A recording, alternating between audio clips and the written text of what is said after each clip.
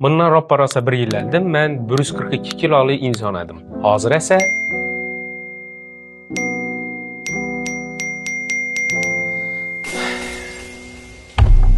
bize Xorazmlarda zo'r gap bor. Birovni g'amini yeyincha, o'zingni g'amingni ye degan. Bu gap hammaga tegishli va men ham ushbu gapga amal qilgan holatda meni tashqi ko'rinishim, ya'ni semizlik menga черепное давление, sahr gün o'tgan sayin harakatlarim qiyinlashishini keldi va men shu o'rinda ozish qarorini qabul qildim.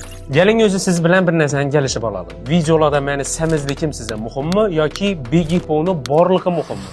Bu savol meni haqiqatdan yaxshi ko'rib kuzatadigan auditoriyam uchun. Yo'q, sizni tashqi ko'rinishingiz muhim emas. Biz sizning kontentlaringizni yaxshi ko'rib, siz obuna bo'lib ketmiz deydigan bo'lsangiz, sizga respekt, katta rahmat. Biz sizni tashqi ko'rinishingiz uchun kuzatamiz deydigan bo'lsangiz, bir gap. Men sizga tashqi ko'rinish tomonlama yaqish uchun majbur emasman. Meni xoritib turgan savollarning hammasini javobini menga boshqa savol kelmasligi uchun oshkor qilajakman. Men oshqozon operatsiyasini qildirdim va sog'lig'im dim yaxshi.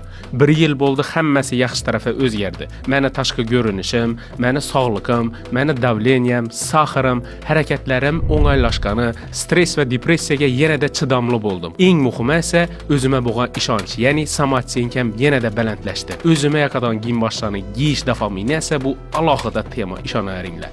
Xullas, men sizlarga eng katta rahmatlarimni aytmoqman.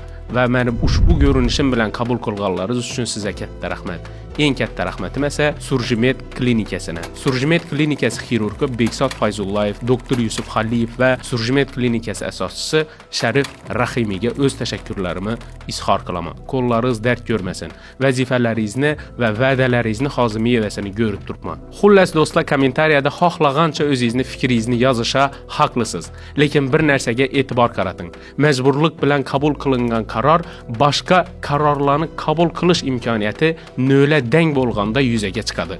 Bir-birimizni qarorlarimizni hurmat qilaylik. Hurmat bilan Begi Po.